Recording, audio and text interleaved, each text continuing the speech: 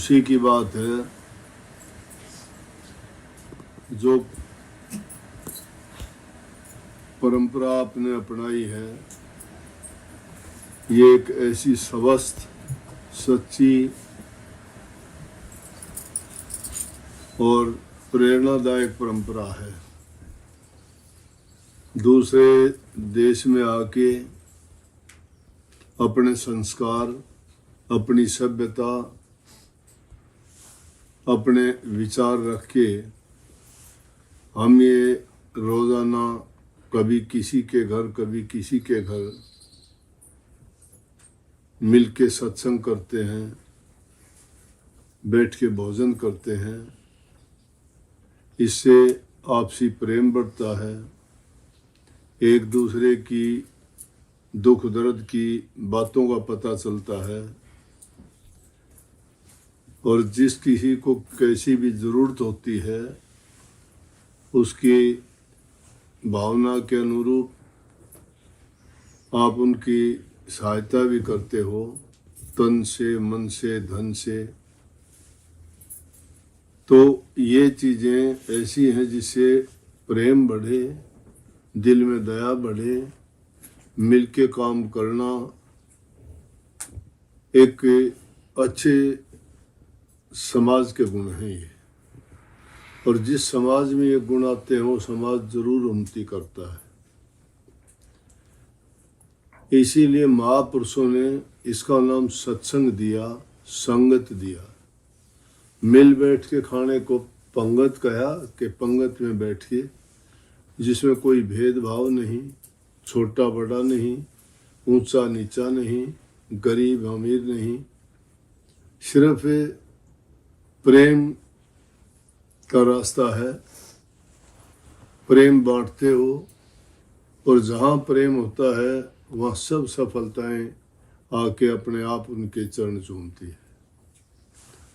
जिस जगह पे लड़ाई झगड़ा हो, कलेश हो या किसी भी प्रकार से उनके विचार ना मिलते हो, उस घर में कहो, समाज में कहो, देश में कहो, कभी भी शांति नहीं आ सकती। और जहाँ शांति नहीं होती वहाँ बर्बादी शुरू हो जाती है। तो सबसे बड़ी बात है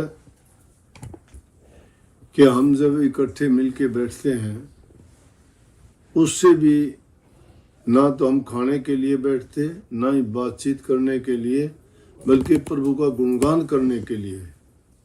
ये उससे भी ऊंची बात है, वो भी बहुत बड़ी बात है दो। लेकिन हमारा उद्देश्य वो तो एक ऐसी चीज़ है कि जब मिल के बैठते हैं, खाना खाते हैं, एक दूसरे का हालचाल जानते हैं, वो ज़रूरी चीज़ है। और उन्हीं चीज़ों के साथ साथ हमें जो भक्ति करने का रास्ता है वो खुलता है। जिस इंसान के अंदर दया है वो धर्म का पालन करता है। जिसके दिल में दया नहीं है तो उसका कोई धर्म भी नहीं है। धर्म इंसान का क्या है कि एक दूसरे की पीड़ा को समझे, किसी को किसी प्रकार की तकलीफ देने की बजाय उसकी सहायता और मदद करे। और इसके साथ साथ छोटे बच्चे भी जब देखते हैं तो वो भी बिना कहे, बिना बताए, बिना समझाए, चाहे वो उसमें आके ना बैठे, लेकिन फिर भी धीरे धीरे करके उनके मन के अंदर ये बात बैठती रहती है। वो भी उस रास्ते को जानते हैं। कई बार देखा होगा, कई लोग कहते हैं कि जी मैं तो सत्संग में नहीं आता था, मेरी माँ आती थी, मेरा पिता आता था, मेरा दादा आता था, मुझे तो दर्शन करने का अब मौका मिला, मुझे तो अब पता लगा कि सत्संग में कितना लाभ मिलता है, सत्संग चीज़ क्या है। क्यों कि इंसान जैसे समाज में रहता है वैसे ही उसका विचार, वैसे ही उसके ख्यालात होते हैं। दुनियादारी के लोगों की बातें अलग प्रकार की हैं, भक्तों की बात अलग प्रकार की है।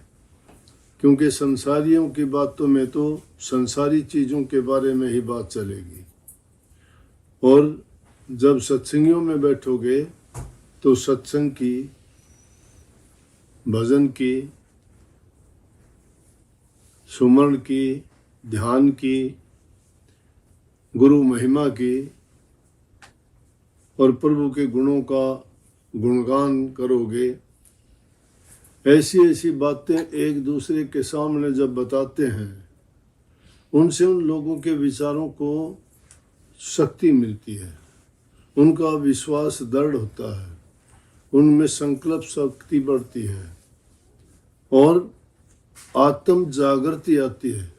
जब तक इंसान के अंदर ये जागृति नहीं आती, उसके विचार बदले नहीं हो सकते। हम तो ठोकर लगने के बाद, कुछ लोग ठोकर लगने के बाद समझते हैं। बुद्धिमान और अव्वल दर्जे के लोग हैं, वो सिर्फ कहने मात्र से ही समझ जाते हैं, बल्कि इशारे से समझ जाते हैं। जो मंद बुद्धि होते हैं वो एक बार नहीं बार बार करने से शायद उनके ख्याल में और ध्यान में बात आती है। तो ये ऐसी जगह है कि इसमें मूर्ख से मूर्ख, जो रामायण में तुलसीदास ने लिख 60 सुधरी सुसंगति पावा, कि मूर्ख इंसान भी अच्छी संगति मिलने से सुधर जाता है। अगर इतर का बेचने, सेंट का बेचने वाला अपने हाथों से सेंट ना भी लगाए, लेकिन बेचते बेचते भी उनको बर्तनों को, शीशियों को, बोतल को या जिसमें भी वो होता है सेंट, तो उसको उसमें बिना लिए ही उसके हाथों में खुशबू हो जाती है।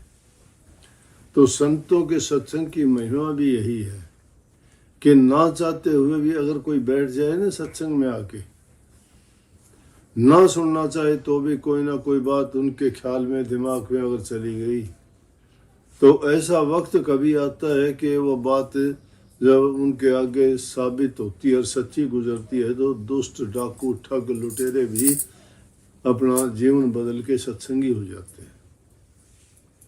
एक समय की बात है कि एक डाकू था, एक गांव में चोर थे, डाके डालते, चोरी करते। बुजुर्ग हो गया वो जो उनका लीडर था चोरों का। अब जिस घर में जो उनके माँ बाप काम करते हैं, लगभग बच्चे भी उसी काम में लग जाते हैं।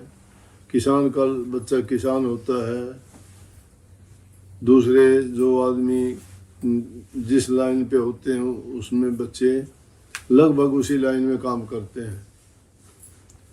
तो और तो कोई उनका पेशा था नहीं, चोरी करना पेशा था।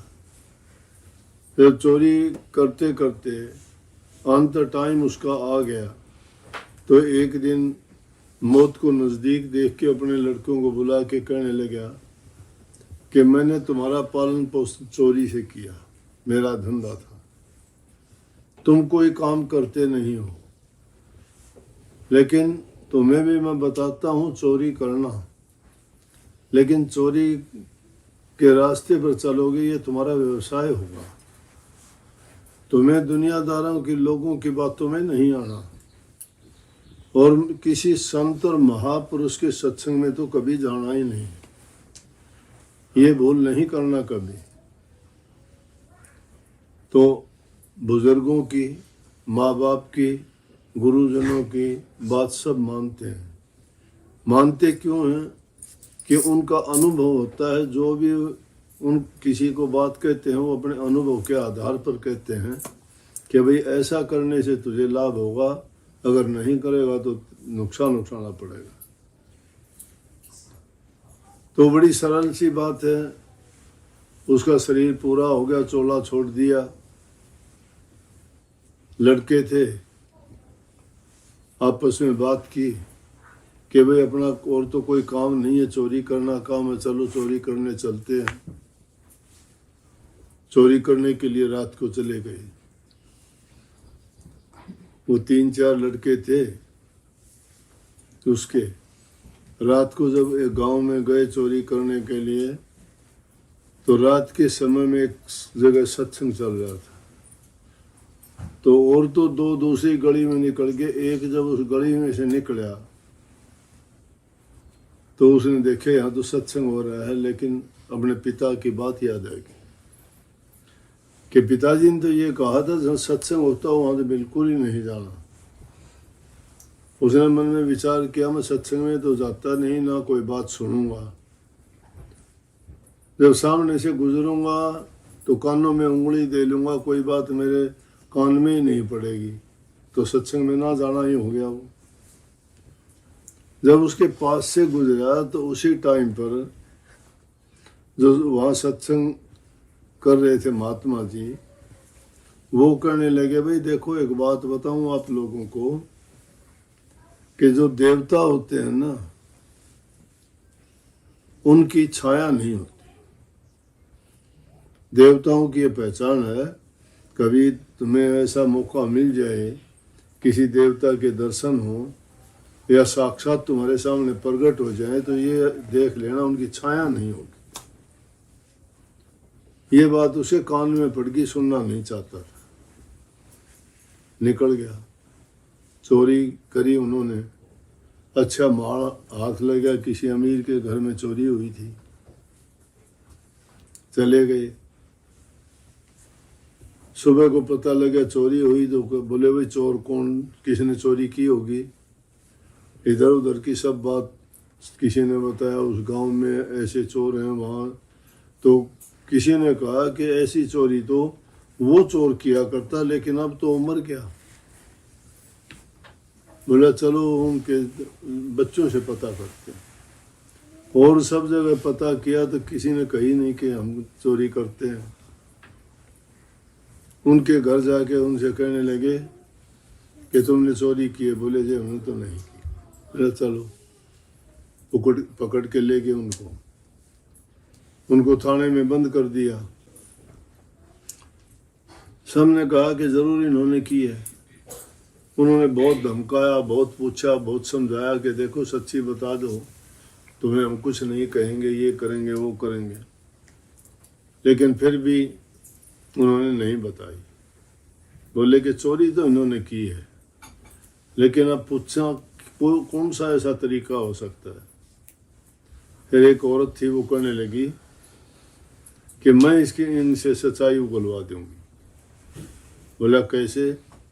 बोला मैं देवी का रूप बना के और रात के टाइम आऊंगी, और जब इनसे पूछ लेंगे कि चोर देवी का पुजारी होता है और देवी के सामने झूठ नहीं बोलेगा, क्यों उसको मना के चोरी करने चलते हैं।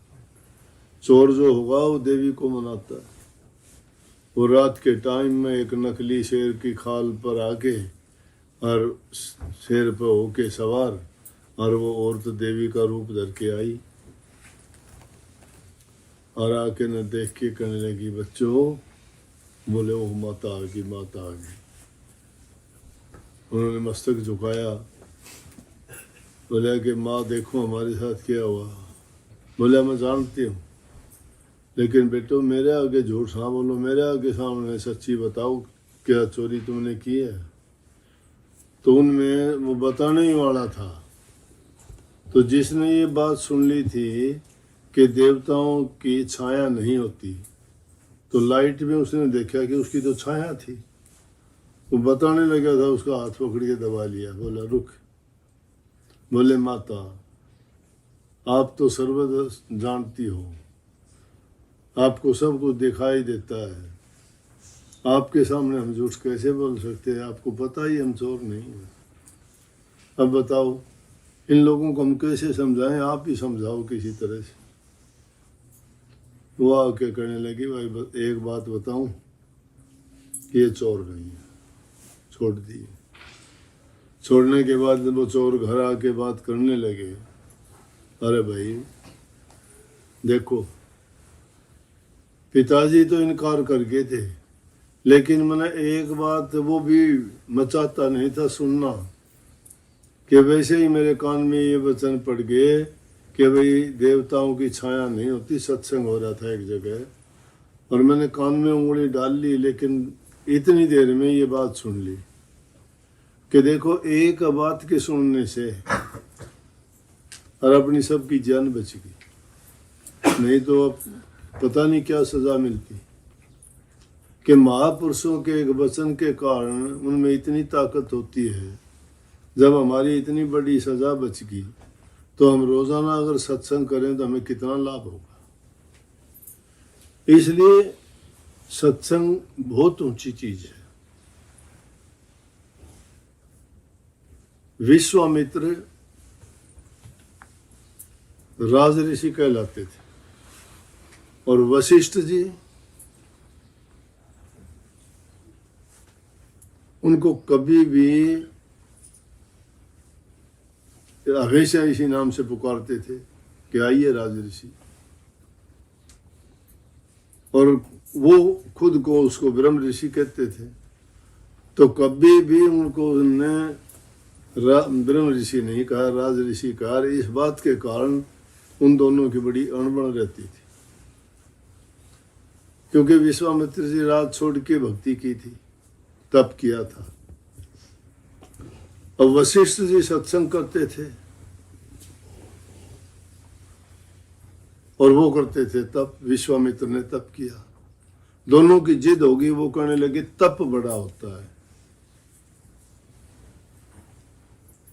और वशिष्ठ जी कहने लगे सत्संग बड़ा होता है। बोला नहीं, बोला तो हमसे तो फैसला होगा नहीं, आप अपना बड़ा बताओगे, मैं मेरा बड़ा बताऊंगा। चलो चलते हैं, हमने देवताओं के पास चल के पूछेंगे। सबसे पहले गए ब्रह्मा जी के पास, देखा कि कैसे आए ऋषि। बोले आओ ऋषियों, कैसे आना हुआ? बोला जी हमारा आपस में एक प्रश्न को लेके झगड़ा है, आप उसका सॉल्यूशन करो। बोला बोलो। बोला कि विश्वामित्र जी कहते तप बड़ा होता है, मैं कहता हूं कि सत्संग बड़ा होता है। अब उन्होंने सोचा अगर विश्वामित्र को बड़ा बताऊंगा तो मुश्किल, वशिष्ठ को बताऊंगा तो मुश्किल।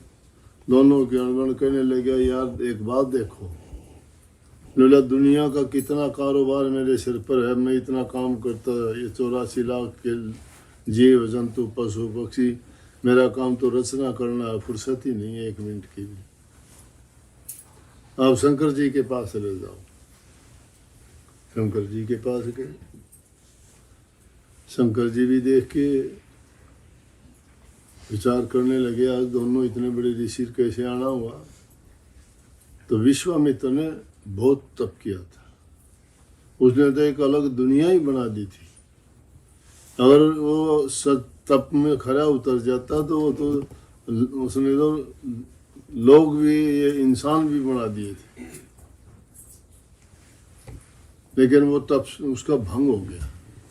जब जब कोई भी इतने ऊंचे पद पर पहुंचता है और ऐसी कामना करता है कि मैं ये सब कुछ बन जाऊं और परमात्मा से मुकाबला करूं, तो प्रभु की ओर से ऐसा रचना रच दी जाती है कि वो रूप धार के आते हैं, उसके उस रास्ते से उसको हटा देते हैं, भंग कर देते हैं उसकी तपस्या। चलो वो बात अलग थी। दोनों को देख के महादेव जी कहने लगे आओ ऋषियों, कैसे आना हुआ?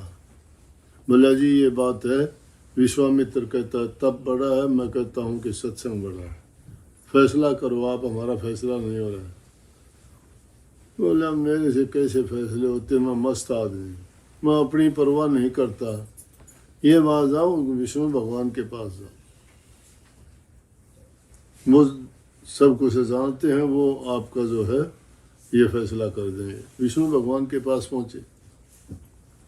विष्णु भगवान बोला यार कितनी दुनिया की रचना कर रखी है, उनको सारा संभालना देखना, उनका लालन पालन करना, मेरे सिर पर बात पड़ी है। ये बात आप उलझन वाली मेरे से क्यों? आप ये बात शेषनाग के पास जाओ, वो सुलझा सके। शेषनाग के पास पहुंचे, पृथ्वी उठा रखी शेषनाग ने सिर के ऊपर, सारी पृथ्वी का भार। दोनों देख के कहने लगे आओ ऋषियों आज कैसे आना हुआ? बोले आना क्या हुआ, हम तो फंस गए, हमारा फैसला ही नहीं हो रहा। ब्रह्मा जी के पास गए, शंकर जी के पास गए, विष्णु जी के पास गए, आखिर आपका नाम आया कि विशेषनाग के पास जाओ, आपके पास आए हैं, आप हमारा समाधान करो। बोले बताओ क्या बात है। बोले जी विश्वामित्र कहते हैं कि तप बड़ा होता है, और मैं कहता हूँ सत्संग बड़ा होता है।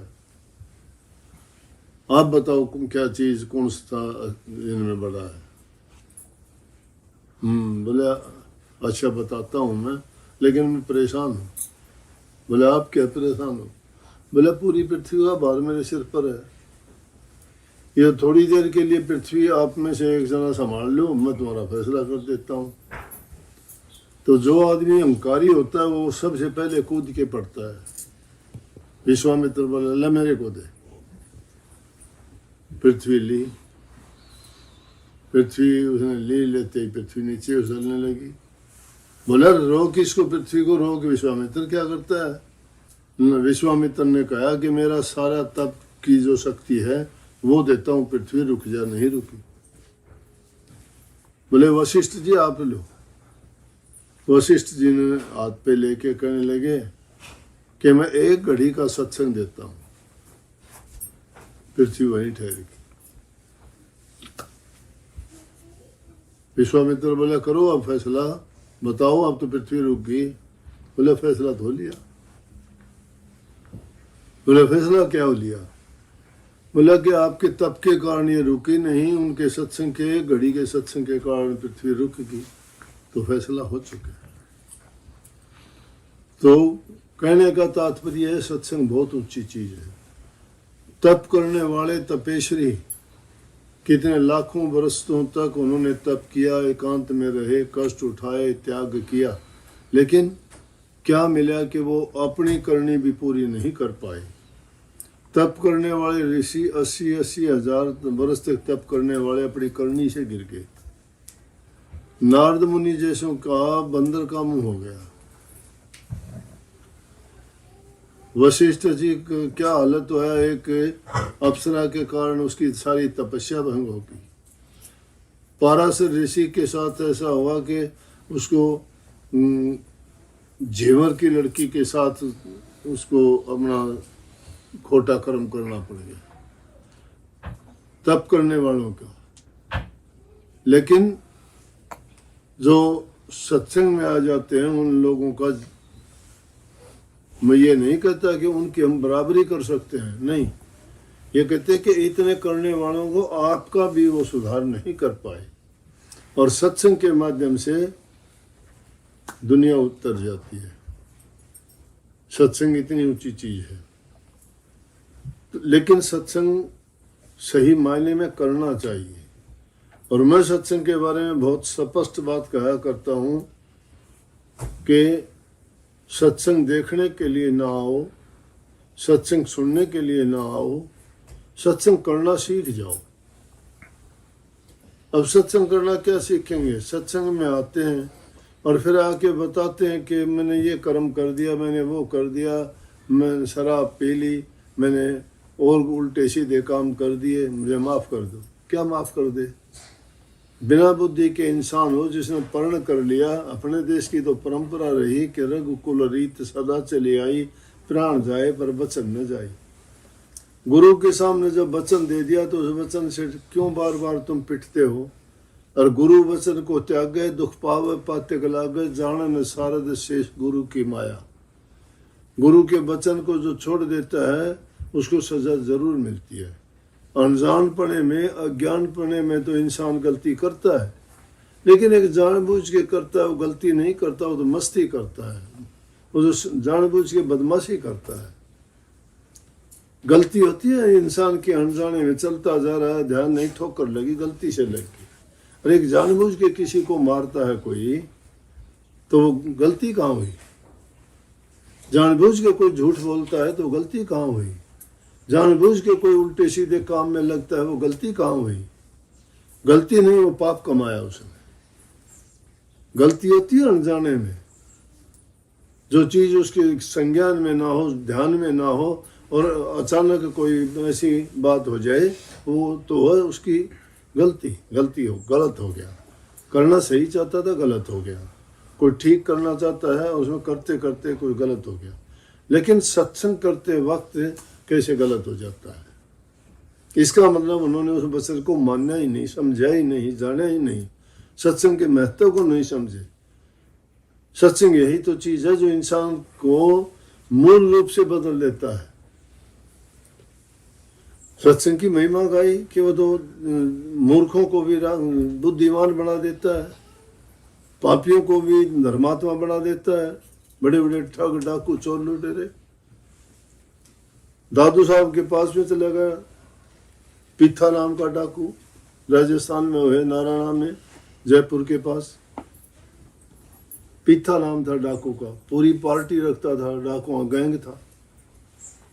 दादू साहब के पास मिलना हो गया, दादू साहब के विचार सुने सत्संग के, बदल गया जीवन।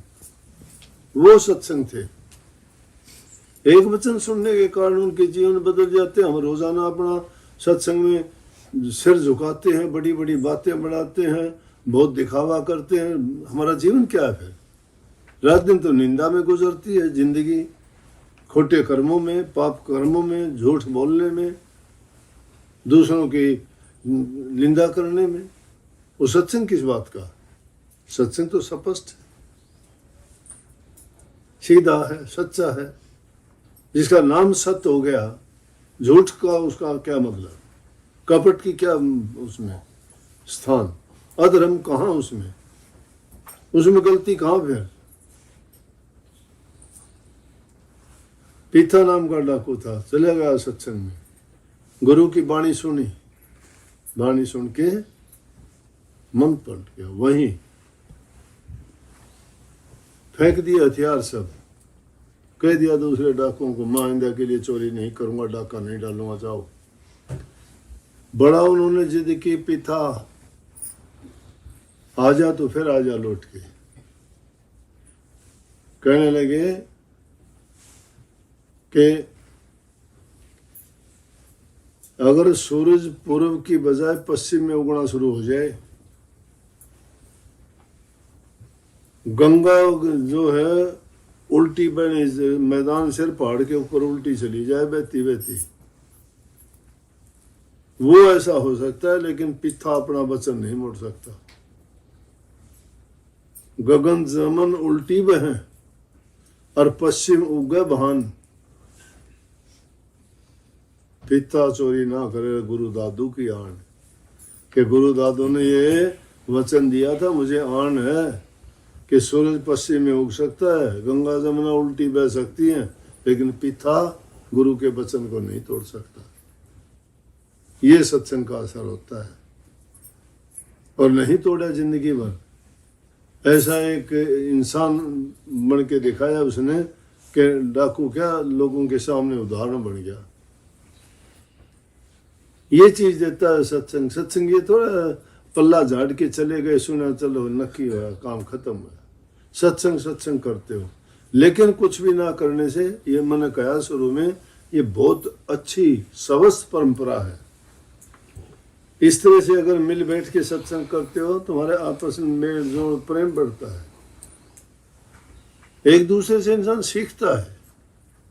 जो चीज किताबों में तुम ग्रंथों में सिर मारते हुए तुम्हें कितना टाइम लग जाए, ये बात वहां नहीं मिलेंगी आपको, और मिलेंगी तो भी वो आप पर इतना असर नहीं करेंगी, क्योंकि वो आपने पढ़ी है, आंखों से देखी है, फिर दिमाग में गई है, फिर जाके कहीं वो दिमाग की किताब पे छपी है, कभी याद आएगी वो बात तो उसका देखोगे सच्ची है झूठी है। सत्संग तो उसी टाइम तुरंत दान महाकल्याण एकदम फैसला कर देता है, एकदम सीधी गोली की तरह हमारे विचारों को झकझोर के रख देता है, बदल देता है। जीवन बदल जाना चाहिए, लेकिन यूं कही है कि तेल से और सत्संग से सभी चीज नरमा। तेल लगाने से सारी चीज नरम पड़ जाती है। मूर्ख नर और सेंधड़ा दिन दिन होत कड़ा। एक मूर्ख आदमी नहीं सुधरेगा सत्संग से, और एक सेंधड़ा ऊंट की खाल का तेल डालने का एक वो बना लेते थे बर्तन पुराने जमाने में, उसमें तेल डालते थे, क्योंकि वो सख्त रहता, तेल में भी वो सख्त नरम नहीं होता था। तो कहते हैं मूर्ख आदमी और वो सेंधड़ा वो तेल से नहीं नरम होते। बाकी सत्संग से सब जीव बुरे से बुरे भी सुधर जाते हैं। बहुत बहुत आशीर्वाद। आप हमारे संत वाणी चैनल को सब्सक्राइब करें, वीडियो को लाइक करें, शेयर करें और हाँ, बेल आइकन पर क्लिक करना बिल्कुल ना भूलें